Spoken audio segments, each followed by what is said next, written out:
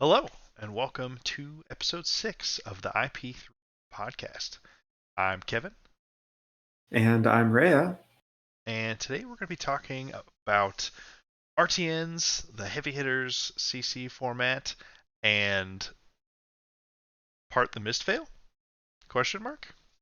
Just dropped today, like 3 hours ago. Yeah, Very sudden surprise. sometimes you get paid off for recording the podcast a day late. Nice things happen. We're 2 days late. Shh, nobody needed to know that, but uh, yeah, so it's busy time now in Fab. We're Yeah. we're in peak competitive season. Most days of most weekends are gonna have events in some way, shape, or form, possibly even armories throughout the week. Uh, and I know you had you had a mixed bag this past weekend, Oh, that's one way tur- to put it. tournament success wise. Uh, Yeah. Kind of a tale of 2 days thing. Yeah. It's kind of crazy because it feels like we weren't in a competitive season for a while. And now we're in Road to National season, and ProQuests are already being scheduled for Amsterdam. So the machine has really kickstarted itself again, and we're going. I played two Road to Nationals last weekend, and two extremely different stories. So the first one, I played Prism in both of them, was a 1-3 drop. I won my first round, and that was it. And I just, when you're not feeling it with the deck, it's so hard to pilot that you might as well just go home if it's not clicking. I went home, I regrouped, I rethought a few of my card choices, and I went to Four Horsemen in West Virginia and 5-0'd Swiss first seed, won my top 8 game against a Repair into a Kano, and narrowly lost in top 4 to a KO, the other hero with essentially the same name. Very different decks. Yeah, pretty much couldn't be more different outside of the fact that Yeah. sometimes you're just taking an absurd amount of damage. Um, yeah, I think the craziest part of your second day was the fact that you bested two and almost three KOs in a row, Well, or nearly so in a row. You I'll had one up, yeah, I'll one up you there. So Sunday was the first time that I ever perfected an opponent. So I sit down the first round against a Victor. He gets to attack once with a Command and Conquer, and then my first turn is Crack Halo, Tome, Genesis, passing, and the game is just over. 32-0. So I had never won a game before without taking any damage. So that was the first. And then it happened again, round 5 of Swiss versus round 4 of Swiss versus a KO. Which is essentially just was KO went first. They were like, you know what, we're gonna gamble. We're gonna cast Bones turn 0. They don't have an action point. I'm like, cool. Play Genesis, have a pop off turn, my turn 1, and the game was just over. It's crazy. So I did it twice in one day. yeah, that's wild. And honestly, the only thing that I can imagine, the only way for well, brutes are one of the only classes that have any option to like fully Yeah, play catch up from that kind of board yeah. state. But it takes okay. If they rolled like 4+ on scabs for their next 2 to 3 consecutive turns and could like maybe turn on claw a little bit or something, but like it's 3 auras in a turn. Like two Yeah. was the dream in old Prism, and Mhm. new Prism can just crank out. And the fact that it's not just like, oh, here's I use Mage Master boots and put a bunch of zeros out. You're like, here's ALS and then two other things that really matter and accrue crazy advantage for me. Now, to be fair, Old Prism used to have to do this as well before Everfest gave her just the really safe play a 4-cost Spectra and a 0-cost Spectra in the same turn. We just have to cheat because the chip damage doesn't come from the auras. So it can't just be 2 per turn. It needs to be like 2 and a Soraya, and then capitalize on that damage over the next few turns as your opponent tries to clean up the board. Yeah, Um, sense. but yeah, 3 KOs in a row. Funnily enough, the only of those 3 games, the only one where a 1 was rolled was the game that I lost. The other two, it was always at least 1 action point on Stabskins. So I was definitely having to work for it. I wasn't handed any free wins. Yeah, Um, definitely. And you're the top four game into, well, it was the opposing KO who bested me in the top eight match, who went on to win it all. Um, but yeah, that game was something else. that was a fantastic game. So KO doesn't really have a lot of evasion. Like occasionally they play a pack hunt and intimidate a card, but really it was just like I know that I have to overwhelm Spectre to win this game, so I'm just gonna be really picky about my combo turn. And so I think I arsenaled a Merciful Retribution, and I sandbagged a Tome in hand for like 3 turns. It was just like KO was having turns, and I was just like block 9 with 3 cards, pass. Block 9 with 3 cards, pass. And like, okay, here we go. Here's finally a Genesis. And I was remember very distinctly. I was at 10 life to KO's 40, and he has an okay turn. I finally have drawn my pieces. He passes to me, and I look at him and I say, "All right, now the real game starts. Activate Halo." And we almost got there. I think there was a couple of decisions I could have made in that game differently. I missed a Prism trigger that would have let me get the last Figment out of my deck. That could have let me protect Sechem and use the Arcane to kill. Um, Deck's hard, so fun, and it's very mastery rewarding. I can already tell. So I'm very excited for the future of Prism. But Yeah. I mean, I wasn't the only one playing at that event. You also were there with kind of the boogeyman of the format, right? Yes. Yes. The time has come. I finally enjoy playing the. I would certainly hesitate to say S tier because I don't think KO's doing anything so singularly broken past S tier heroes, a la Yeah, Lexi. But I do think KO's the closest thing that this format probably has to a litmus test, or at yeah. least is the deck that's like everyone will have or better have a plan into KO, or you're just gonna get rocked figuratively because he doesn't run that He's weapon. the deck to beat. That doesn't make him the best deck, but he is the deck to beat. You must be this tall to ride the ride.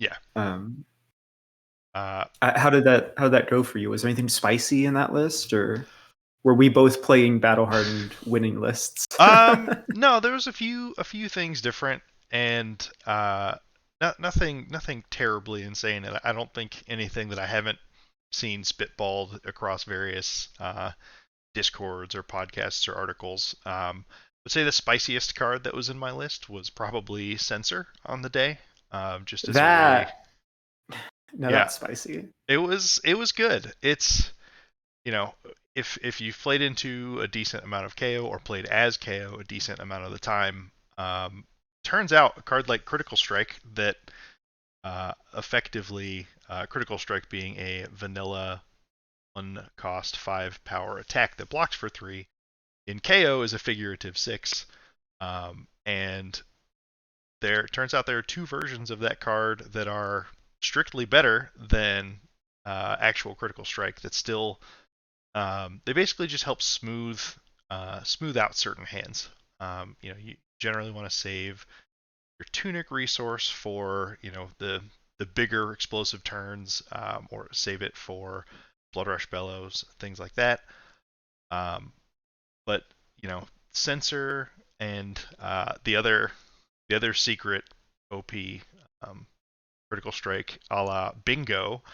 Uh, Turns out, so Here we go. most of the time, Bingo is just Critical Strike, but like there's going to be some low percentage of the time where it's a snatch that's a 3 block 1 for 5, and you're going to feel pretty good when that happens. So I guess. look, it's a low percentage of the time. The it's sensors a lot more powerful than critical strike compared All right. than bingo is compared to critical strike is all I'll say. Um, I think that math checks out. Yeah. yeah, yeah. But you basically use it to smooth out some of the in between mid-rangey turns. Instead of burning tunic resource to swing, to like follow up a wild ride or something with mandible claw. Um, you know, keep sitting on the tunic resource, or if you don't have it, still being able to follow up with another 1 for 5 has been really nice on the sort of the turn to turn cost structure. And sensor has real text on it too. Um, that like there are into there are definitely some 9 decks running around right now. yeah, definitely. I mean, into Kasai, naming Blade Runner is a pretty easy layup. Um, I think I hit with it primarily against opposing Levias, and I think both times in each of those games I named Bloodrush Bellow because we had already seen an Art of War from each of them in either of the games that this happened, and at least one of the times it was immediately followed up with Art of War. So I just I picked wrong, but mathematically I picked the more likely power card to try and Are you ever supposed to suppress. go for Dread Screamer there because they play more than 3 of that card? Uh, yes, but it was early enough in the game that Dread Screamer wasn't really going to be Mm, a factor, most likely. gotcha. But yeah, so I ended up 4-2 on the day. Um, I beat Levia, Victor, lost to KO, beat another Levia, and beat Dromai to go 4-1 in Hmm. Swiss. And then I lost to your top 4 opponent in the top 8 round in the KO mirror. So my 2 losses on the day were to opposing KOs. So KO Mirror. I bet that's really interactive and fun. it's it could be an acquired taste is how I feel about it. It reminds me, so there are some elements of either old Chain or Briar or Lexi aggro mirrors where sometimes you're just going to get out power carded and sort of out juiced on what your deck is doing, and it kind of leaves you a little bit not entirely helpless, but a little, there's only so much you can do. Okay, well, you Blood Rush Bellowed me 2 of the first 3 turns of the game, and I didn't see one until I was blocking to save my life. It happens though. That's part of the variance of the game. But I think there are some opportunities to find edges in that mirror. Um, Winning the die roll is definitely a big advantage. I actually It's really important to tech for. yes, yes. Well, look, if any hero can can tech for winning a die roll, it's KO, right? It's brute. We're ready to roll. Um, so I lost every die roll and was lower seed in my top 8 match. So my opponents picked every time, and so I was forced to go first in the KO mirror, and I had guess the optimal turn 0 if you're in the KO mirror. What do you want that to look Okay. like? The optimal turn 0 is discard Agile Windup, discard Mighty Windup, play Cast Bones, Arsenal Blood Rush Bellow. That's the perfect Yes, turn 0. that is the perfect turn 0. So I had a very good but not platonic ideal turn 0. I got to discard an Agile Windup, play a Cast Yeah. Bones, Yeah. and I think I Arsenal to Bear Fangs. So Also still very good. right, exactly. It's like I zero complaints about that. But But did you have 2 agility after Cast Bones? I did, I did, Ooh, okay. because it's important to track board state. Because I don't know, what if I don't know, they'll someday I'll be getting hit by like a runic reclamation or something, and it'll be important to have 2. Well, when you play Merciful Retribution and you start pinging your opponent for 12 times with all of your Oh agilities. man, what a combo for Shapeshifter Sealed. Oh, yeah. What are you doing? I got a bunch of sixes and a cast bones and a merciful. What are you doing? That sounds sick, actually. Sounds really funny. Um, but I digress. But basically, so I had like a great turn zero, only to be outdone by my opponent's turn one and two that both involved Blood Rush Bellow. And Oh. so basically the first one was enough to not negate what I was doing, but Mhm. offset it a bit. And yeah, I kind of like my opponent played well. It was a good game, but uh, basically the Blood Rush Bellows kind of offset my great turn zero, and then you know 5-6 turns into the game ish, when I needed some cast bones unluck on my opponent's part, both of the cast bones that he played hit the full amount, Mm. or rather one hit five, but on the same turn that we agile wind up or runner, and the other one hit the perfect six out of six. Mm. And the the five extra damage I could handle, but the agility on the following turn was enough that I spent the next 4 turns blocking out entirely with full hands and armor, and still died on the fourth cycle of that. Gotcha. But it's interesting. There are a few cards that can have an impact there. Sensor's one of them. It's Mm. a fine thing that um, arguably demands a bit of armor or a couple cards. Um, and then something that I saw out of, I think, at least to the KO opponents and possibly one of my Levia opponents as well, was Humble, which I think is Yeah. not terribly secret tech that Humble turns all of KO's fake sixes back into fives, which does a lot of things. I had a turn where I caught myself. I was very nearly gonna let a Humble hit, or like block three on a Humble and let it hit, and I'm like, oh, it's fine because on my turn I'll just discard this agile wind up and cast bones. It's like fine, it doesn't matter if my cards are small this turn. And then I came to my senses, realizing that cast bones was going to reveal a bunch of fives off the top, and that would be a terrible play. So instead, I blocked with it. Uh, um, I kind of similarly had a real head scratcher of a judge question in one of my KO games where I attacked with Victoria, Archangel of Triumph, and I banished for the soul ability, which says attack action cards your opponent's control have -1 power until the start of my next turn against the KO. And we both looked at each other and we were like, wait a minute, how does this work? And what? so it was a very long judge call. It turns out the answer is if a card is not on the stack or in the arena, you don't control it. So you don't control the cards in your hand or deck or arsenal. So KO's ability still works because the sixes don't become fives until they hit the yard, on like discards and stuff. But it does still like save some damage when I get attacked. It was not quite the silver bullet I was hoping for it to be, though. Yeah, that'd be a heck of a silver bullet. Uh, Yeah, Turn zero cast bones in response. Crack Halo. Shut your deck off. That'd be I can dream. yeah. That's Well, Prism's it's got it's some funny very because interesting interactions. the judge calls are wild. It's funny because both of these events that we were at this weekend, I think both of them were won by KO, and KO was definitely, like we said, the deck to beat of the weekend.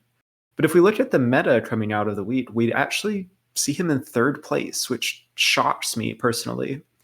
And the front runner for Road to Nationals wins, Kano, the Wizard, very easily mistakable for KO, armed and dangerous. um, I feel like I wasn't expecting this one before I saw the data, and I was sitting back and thinking about it. But then I'm like, wait a minute, no, I did play 3 Kanos on Sunday, which like very good matchup for Prism. I was very happy to see that. But like if they kept just feasting on the Levias and stuff that were vying for top eight, and I'm not there, yeah, they have a very real shot at getting there to that finals. Yeah, Kind of just seems like the meta is just very fair and not the fastest, and Kano's very good at beating that. yeah, and I think so part of it is just actual representation, right? So there were K three, 3K no's in our. Yes. We were right around 30 players, I think, at that RTN. Yeah, 29. Mm-hmm. Yeah, so 10% of the field was Kano. It's not at all surprising that one of them converts in the top eight, and then take that a step further to where I think you know the people that are bringing Kano to rated events, like the average competency level of a Kano willing to bring that deck to these tougher events is going to be higher than that of a lot of other decks that just aren't It, as crazy. yeah, if you see a Kano nowadays, you know that they mean business. Um, Yeah, and wow, they were very good, giving me a run for my money, even as Prism. yeah, which that's cool to hear because that definitely sounds like those games are more of games than OG Prism versus Kano tended to be. They are more games. It's still very lopsided, especially if the Kano doesn't go in with a very specific plan. Um, Play Waning Moon. It's really good at destroying ward. That's a hint for you. No, we can't give away all the secrets though. We have to save that for the "How do I play against X" series we'll do at some Okay, point. okay, okay. Yeah. I have to learn how to play Prism first, and then I can tell you how to play against it. That's fair. That's fair. I've seen conversations recently about people discussing how the new Prism mirror match goes, and that just sounds It's a ridiculous to me. real it's a brain melter. Yeah,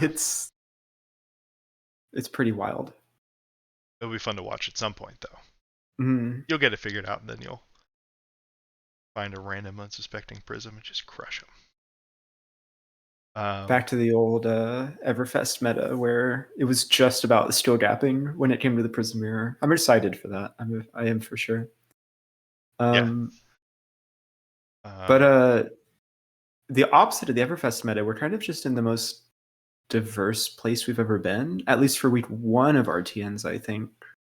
yeah. I could not agree more. The fact that so Kano topped the RTN wins with a total of 12, followed by Dash and KO with 8 apiece, and then Dromai and Victor with 7 apiece. And then, Mm. we scale down to Prism, managed to win 3, and then we get the other heroes section. And this is, I think, the most impressive part of this meta is that the other heroes section has 14 wins. That's, you Yeah. know, the Vinsets, the Riptides, the Boltons, everything like that. But I don't know. I'd have to go back to verify, but I would bet that this is the first time that that other portion exceeds the top individual wins in a season like this. Yeah. I mean, it probably depends on how many heroes down you go in terms of discretizing them all compared to the top few. But it definitely is a lot of people sneaking in with wins. Um, the top is interesting because like some of these decks I've been hearing a lot of buzz about, and I was expecting. People have been calling Victor Gold him for a while now. If you have matchups where you win clashes, you just win the game. It's that simple. We all knew Dromai was good. I can't do it. It's KO is the new kid on the block and kind of the de facto best aggro deck. I feel like Bright Lights happened and Mech got their card pool tripled in size. And everyone was like, yeah, okay, I guess Dash is okay. And she just like top eights and wins everything. And still people are like, yeah, okay, I guess Dash is okay. I, That deck feels under respected essentially always. yeah, that's fair. I feel like there's also an extra, or at least in my mind, right? The thing that kept dash from being an option for me personally is, oh well, now we're getting a brute resurgence, and Hmm. our like smashing performance is incredibly strong. It's not bad. It's not bad in KO. Yeah. Um, My complaint with the deck is it's just so boring. It's just all a bunch of vanilla. It's literally just vanilla. Um, yeah. And that's it. That's dash. yeah, Dash is like, I'm gonna get max velocity off 5 times, and if that's good enough to kill you, I'm gonna win this game. And if it's not, I'm gonna yeah. be out of cards. But yeah, it's just I messed around with it a little bit. The boost variants and the um what's the shotgun? The overpower shotgun. I'm just blanked on it. Hanabi Blaster. Navi Blaster. Yeah. So try a few different versions, but I don't know. It doesn't scratch the old uh itch the way KO seems to. I think KO to me feels like what I always wanted Earthbriar to feel like. And I mean that in the Mm. most complimentary way possible. Just Mhm. Oh, we're gonna lob out some you big chunks of tried damage. so hard to make Earthbriar work. I remember that. I remember that quite well. Yeah. Um, It was fine. Not as good as Lightning Briar, unfortunately for me. do you know what strikes me as weird when I look at this meta breakdown though? Is I'm shocked Azalea isn't performing better. Because it's pretty close to a 50-50 into Kano. It's kind of just like whoever kills each other first.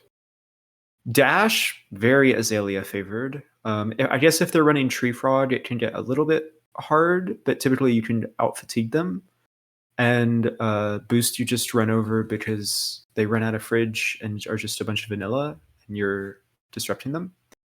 KO, I've found to be pretty good for Azalea. Not like win all the time, but a reasonable matchup. Your disruption is very good, and they have a lot of cards that don't block, and so they have a hard time blocking out 14 dominate or just 14 even.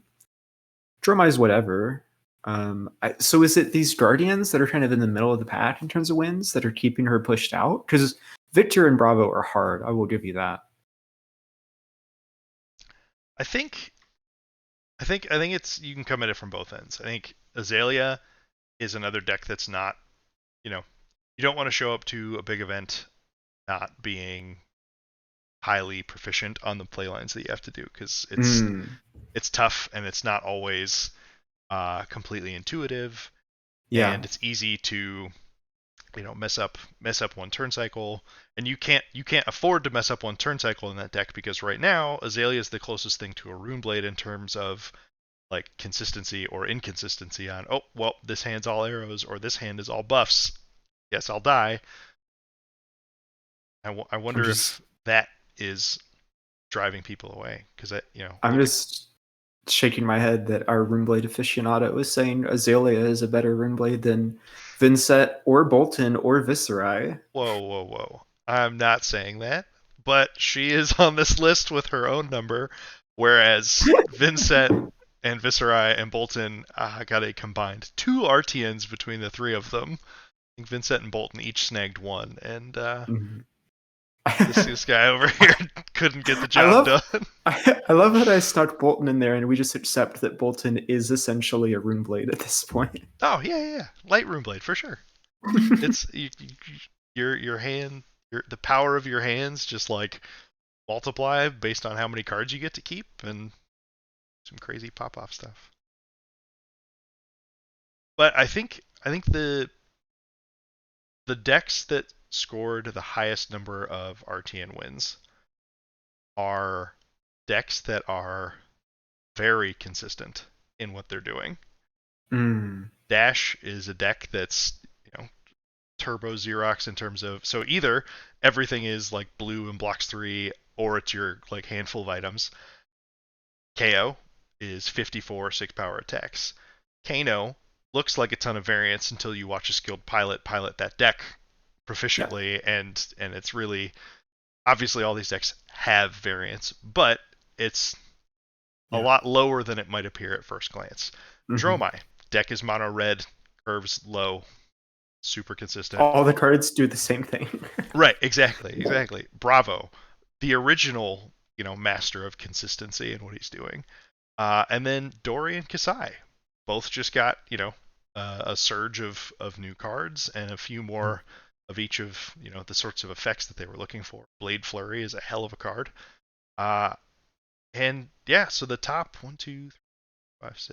8, the top 8 finishing decks are all decks that are generally very consistent in what they're doing. I think the one who stands out as the least consistent amongst those is probably Victor, just because Yeah. matchup to matchup, clash Mm-hmm. mattering, or being actually favored, just varies so greatly. But still, it's a deck filled with good armor, lots of 4 blocks, lots of everything else blocks for 3. Um, is this the secret mid-range promised land of Fab? Oh, he said it. He said Oh it. It's no. not. It's just none of us are good enough at combo prism yet. That's the secret. We're in Okay, a combo meta. It's just no one can do it yet. Not consistently, at least. just Fab things. So we know this combo exists, but nobody has been able to pull it off consistently. Feel similarly about that Vincent deck we were chatting about the other day. Oh yeah. The first combo that when everyone was like, oh look, you have Grimoire of the Haunt and a bunch of zeros that can be from Banish, so you can net a bunch of action points, and just like pop off on a quadruple gate turn. Except it's just really really hard to set up consistently. I want Grimoire to be so good. I want Grimoire to be good so bad. I should clarify. I love weird offhand equipment. I love reading books. It's just everything about that card does it for me. It's a 10, great cold foil. 10 out of 10. No Yeah. no notes.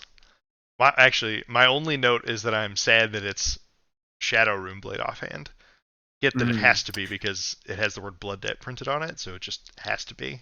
But I will tell you my one complaint about that card, which is it makes eloquence tokens, so you feel compelled to buy a cold foil eloquence token. But you only activate Grimoire and make an eloquence token when you're about to play an attack with or a non-attack that you want to give Doid into. So it's like crap Grimoire, make my eloquence, and the eloquence goes away. but for 3 seconds, this board state looked classy as hell. Yeah. Uh, yeah, it's it's an interesting meta. It's tough Mhm. to know what to try and attack. I feel like Yeah.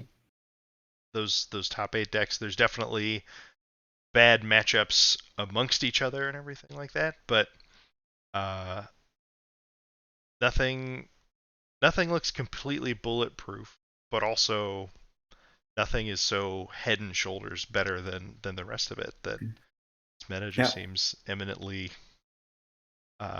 pretty decently balanced. I agree. Best part about this meta, there's a lot of 90/90s running around right now where people think they're favored into each other. That's how you know you're in a good spot in Flesh and Blood. Skill game, for sure. But so we found out today this meta will not last forever. There is a new set coming. Turns out Heavy Hitters was not the last set for Flesh and Blood. Which is crazy Um, because they could have ended on their best set ever, arguably, are, and they're gonna try it it again. it seems like it is shaping up to be the best set ever, which is pretty wild, but very exciting. Yeah. About 4 hours ago now, Part the Mistveil was announced, along with its world premiere event. This is pretty wild. So, Part the Mistveil coming in late May, uh, or at least, yeah, May 31st, 2024. We're going to Mysteria, The and long-awaited trip to Mysteria. the long-awaited trip to Mysteria.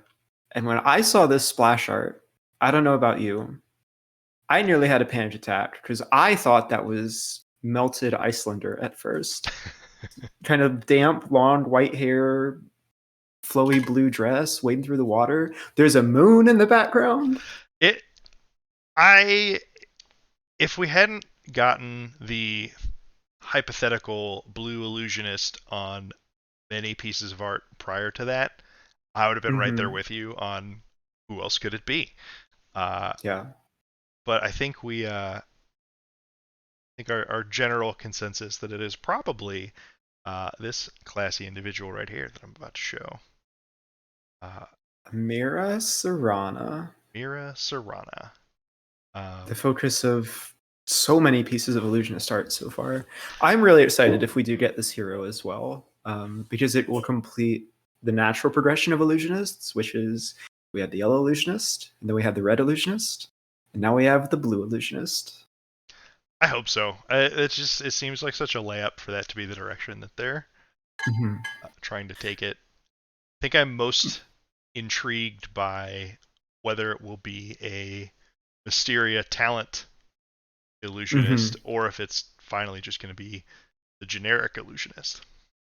Yeah, so we have confirmation that we have a new talent for the first time in over a year in the game, but we don't. They've alluded that it's a very unique or weird talent, but we don't quite know anything about it more.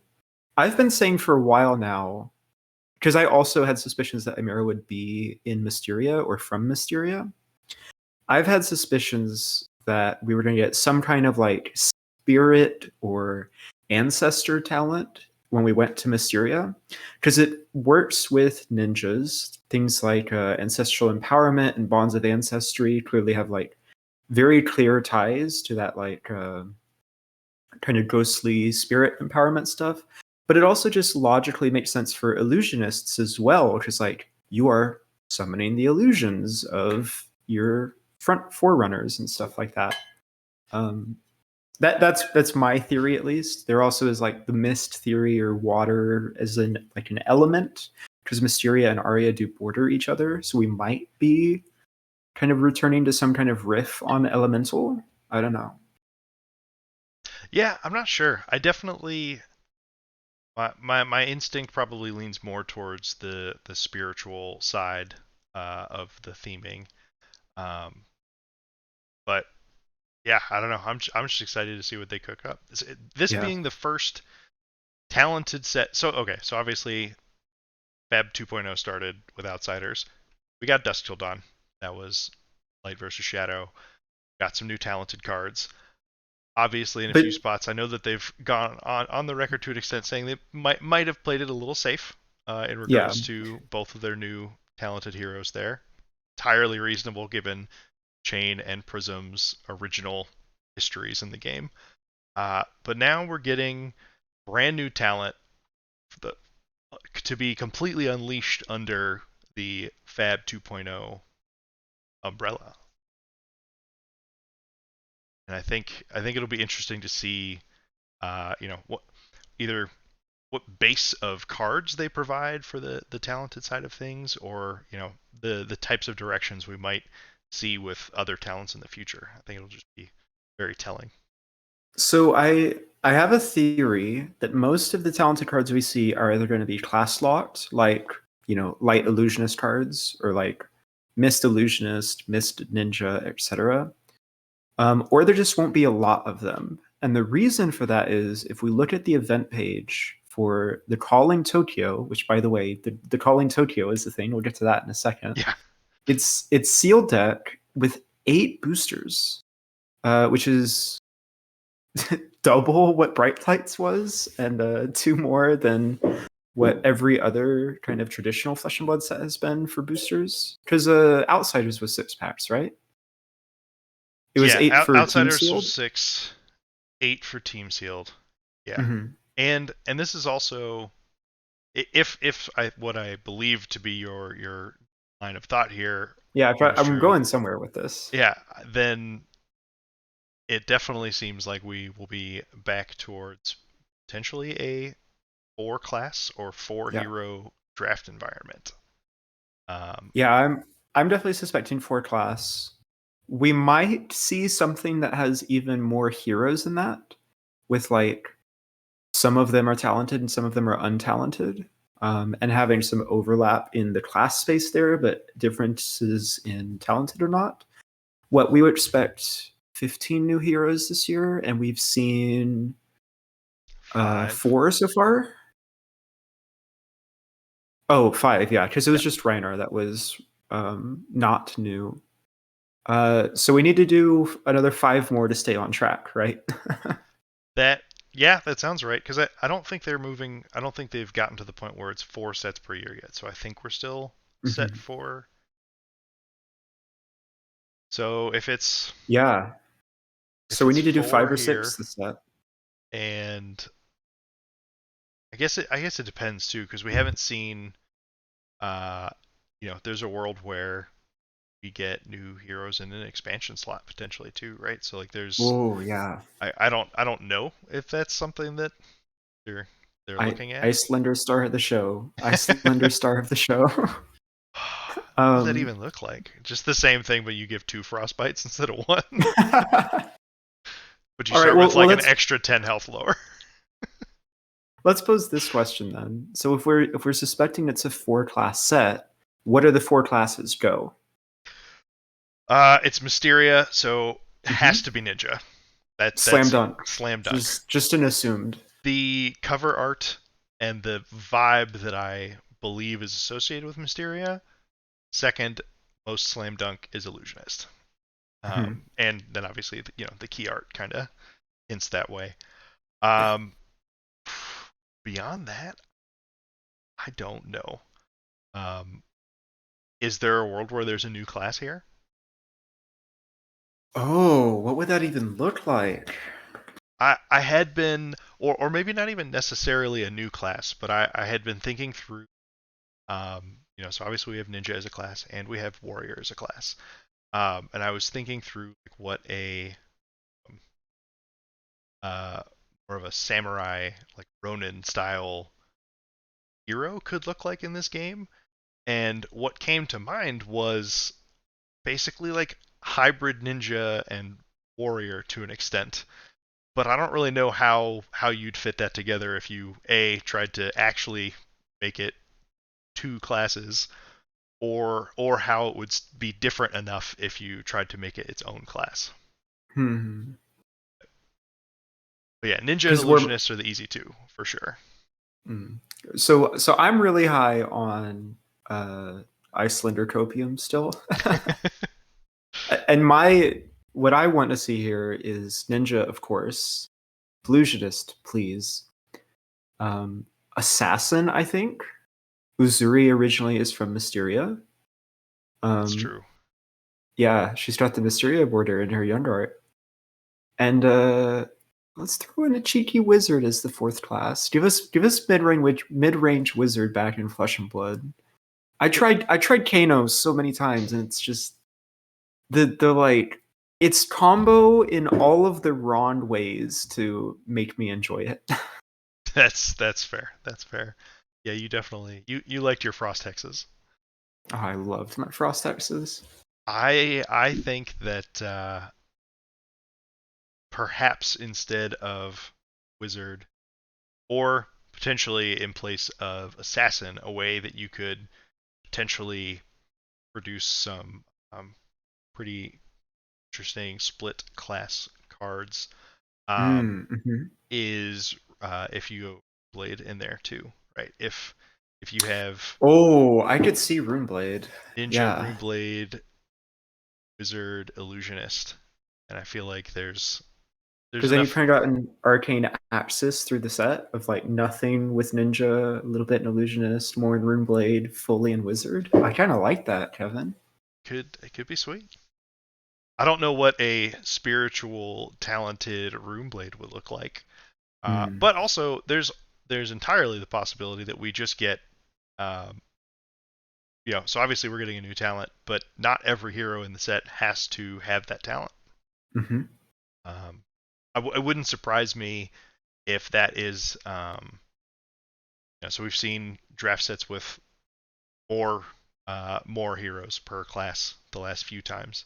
Wouldn't Hmm. shock me if we get maybe some of those to augment the draft environment, right? Like Benji is a seems like a good fit and is the type of hero with a non-conventional ability that, you know, the split between Benji and Katsu and Outsiders was really nice because Katsu's like, I would like these big numbers and these combo cards, and Benji was like, give me some of these weird yellows and things like that, and they just complemented each other nicely. So I could see a world where, if it is 4 classes, there could be 8 heroes. Maybe there's like a talented version of each class, and then their reprint or new non-talented versions go a lot of ways.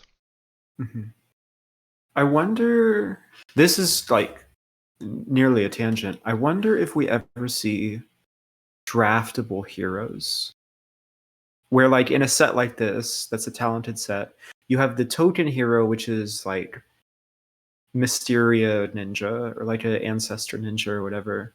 But also, there's just like Nukatsu is a rare in the set, and he's just a ninja. So you can draft this mono ninja deck and get there with your payoff that you like pack one, picked one, this really interesting riff on ninja. I don't know. I feel like the closest, not it could happen. Obviously, it could happen. Very easy to make Mm-hmm. that happen. At the same time, that I don't think that's an avenue that they would go down. Like I feel like we would sooner uh, come across a set where, so heavy hitters has numerous equipment available when you're Yeah. drafting, Mm-hmm. and I think we'd sooner see a set that's heavy on draftable weapon options. And if you okay, fine, everybody can default to arbitrary sword that attacks for 2, costs 1. But if Mm-hmm. you draft, a hatchet to go with it or something, and different cards could care about different combinations of the weapon pairs and that sort of Yeah. thing. I, it's funny because as soon as you said the word heavy hitters, I was like, oh no, they did that with the weapons, but it was way better implemented than if it was heroes. I think heavy hitters is kind of like exactly what I was meant, but executed well and not an idea I had 5 seconds ago. fair, fair. I think they put a little more time into the set than you did into that idea, so we won't hold it against you. I do in heavy hitters. I do wish that the some of the rare weapon frequency was a little higher, actually. So I Mm, think those are the kinds of cards that have the potential to put people in a more interesting archetype or push them different ways. Like I would have a much easier time being like, I think I'd like to prioritize turning this brute deck into a Rhinar deck. If I don't know that I've maybe one time in my drafting have had Ballbreaker passed to me, and that's a card that I would love to play in a Rhinar deck. mhm. But in KO, it's fine, but probably still want Claw more often than not. And same way with Miller's Grindstone. But The you, card, yeah, the card's pretty messed up and limited. that's true. That one is Hot probably streak out swingier. of all of them feels like Oh, it could be a majestic and no one would bat an eye. yeah, I agree with the effect that it has on the limited games. I agree with that, but Yeah. certainly. Well, Mysteria, or excuse me, part the Mistveil coming in 3 months and is making a big way, or arriving in a big way. We had the celebrational in Queenstown, sorry, in Auckland for, No, it was Queenstown. was it Yeah, Queenstown? because Auckland Sorry, was cheaper my, to fly my, to when we were looking. Queenstown was oh, like an that's extra right. $500 per ticket, so it was like, okay, can't swing it because it's just. Sorry, my Oceania geography is not the best, but the Queenstown Calling was kind of the world premiere event for heavy hitters, and it seems like we're doing that again. This time in Tokyo for the first time. Japan is getting your calling, a long rumored and long called for and desired location to have an event. Um, I am very excited. I would love to go. I actually have a work trip that I'm coming home from 3 days before the calling weekend in Tokyo. So I'm not sure that the travel is actually going to work out. I'm like going to miss it on the way back, but I don't know. Are you going to try to go at all? Because I'm going to try to make it work. I just can't make any promises. I realistically, it's just not going to happen. It's much more likely that I get to do like a double weekend right before U.S. Nationals because there's Hmm. nothing's been announced for it yet, but there's an SCG Con Vegas the week before U.S. Nats in Minneapolis, and so if there's a calling or something decent sized, like I could potentially do that, but Japan's a different stratosphere of plane ticket cost and preparation and time. And then I also Yeah. just have my niece and nephew's high school graduations the weekend after. So I'm already going to be Uh, traveling to Texas for that. So it's going to be that's actually I'm gonna miss part the Mistveil pre-release weekend because I'm gonna be in oh Texas for that. no. But that's okay. It's all right. Well, I don't know. If there's a room blade, I'll be more disappointed. If there's not a room blade, it's okay. But Well, we're 4 hours post announcement and we already have drama. Can you believe it or not? Because so the calling day one and day two, you'll have the option of playing with English product or Japanese product. Because this is the first time they're localizing to Japanese. They're hosting events in Japan.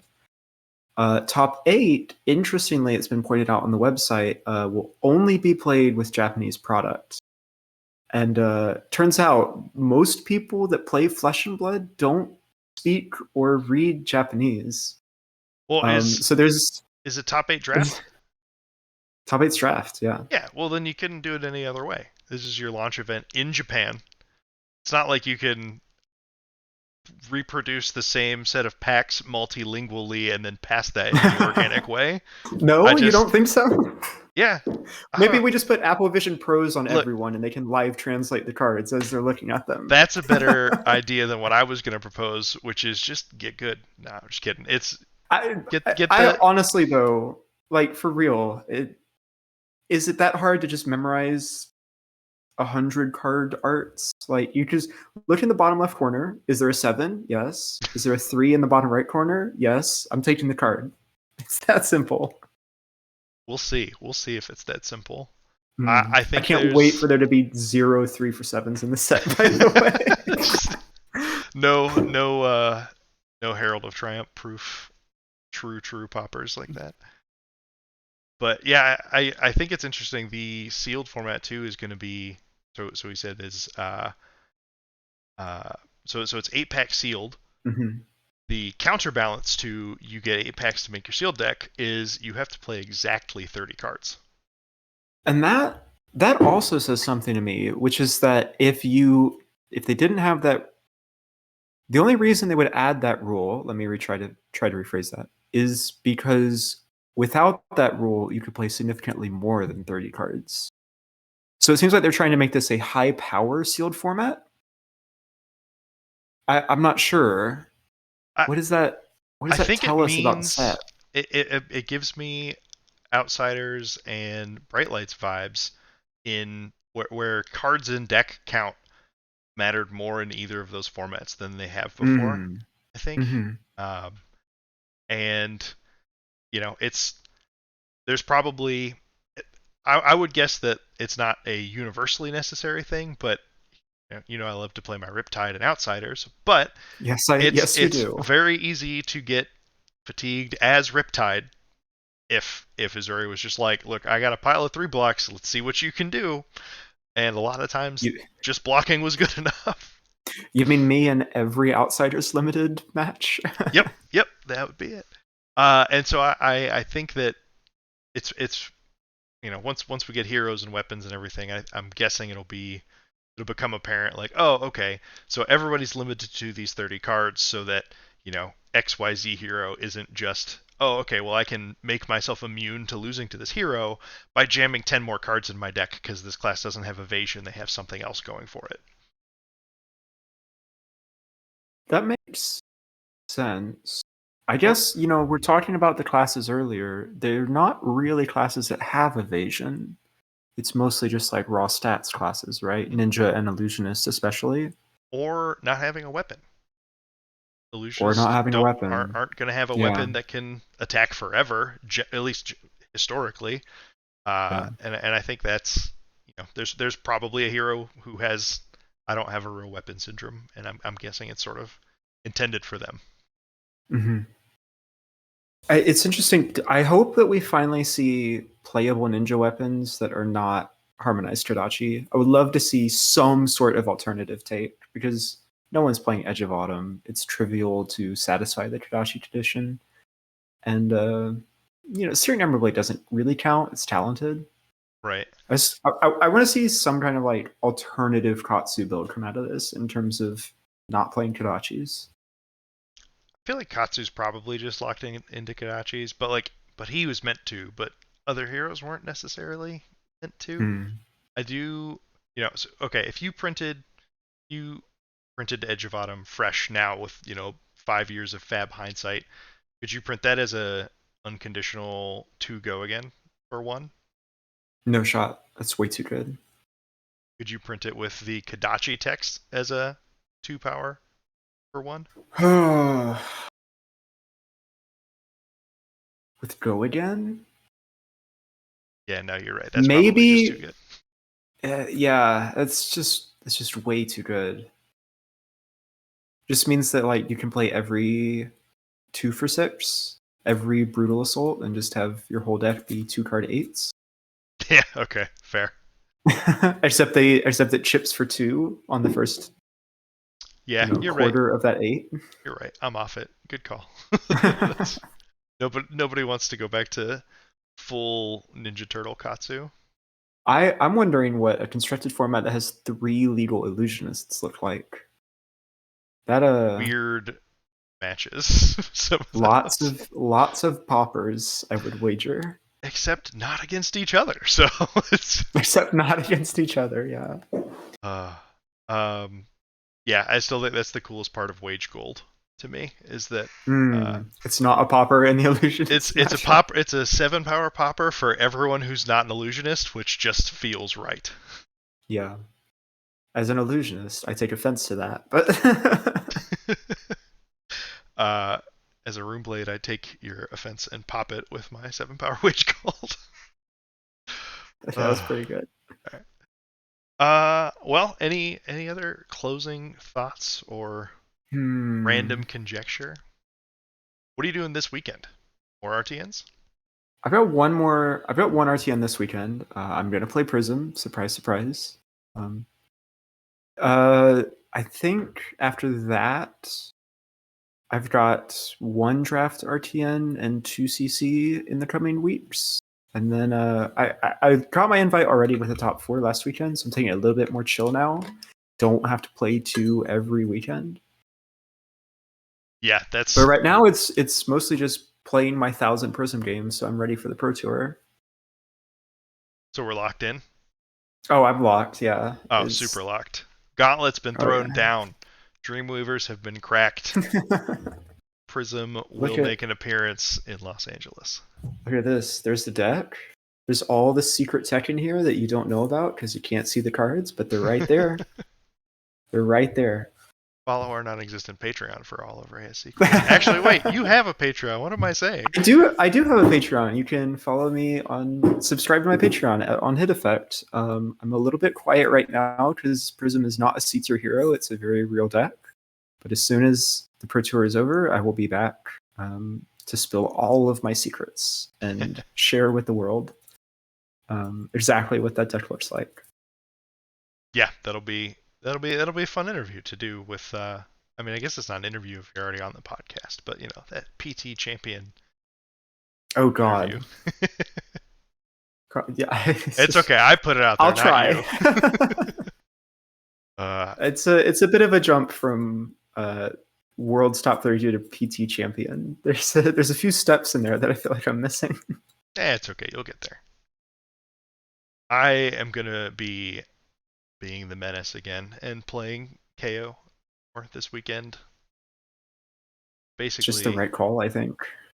yeah, it's Dexter's good. The numbers are good. Mhm. I enjoy playing it. It seems to not Yeah. have, there's no glaringly awful matchups for the most part. So Yeah, I'm gonna play that until I get my invite, and then after the invite is acquired, spice it up a little bit. I haven't played Vincent Gaming? Vincent in a real event in a little bit now. Um, Tisk, tisk. or I do have one other spicy secret, but that secret's gonna stay a secret also until after the PT. But it's not Vincent. Interesting. Vincent's not the secret sauce, but there Is there it is. is it the turtle visceri that I've been hearing so much about? No, it's not. Oh, all right. Well, we'll have to check that one out in a few weeks then. Yeah. What, like 28 days until the PT, I think? Oh my Not enough gosh. time. Yeah, literally four Not enough weeks. time. Not enough time. Gotta draft a lot. Gotta play a ton of CC games. I took all next week off work for just I wanted to sample it. I'm gonna be a professional Flesh and Blood player for a week. That's it. That's I took Wild. I took a week off. Took a week off for a staycation, and I'm gonna play a shit ton of Flesh and Blood, and I'm gonna try and stream a bunch. It's gonna be great. I am Little jealous. mini I'm fab excited vacation. to watch that tiny journey. Ah, fun. But all right, well, I think that's gonna do it for today's episode of IP3.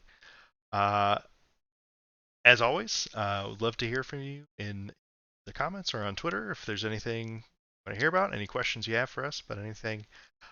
We are continuing to roll the podcast out to more and more platforms. I believe we're on Mhm. Apple Podcasts now, Yep. and another one that's Apple related that I can't think of the name We of. we just hit Overcast as of Overcast. That's yesterday, it. I think. Okay. Okay. So we did it. We're everywhere. RSS feeds available. Uh, soon we're going to be unveiling a new logo. It's not Very dramatically excited. different, but a little more professionally done. We'll just say that. You mean something that I didn't make in 5 minutes in GIMP? Yes. But yeah, looking forward to the rest of this competitive season and finishing prepping for the Pro Tour and lots more fun to Absolutely. come from the IP3. So, as always, thanks for hanging out, and we'll see you next time. Peace.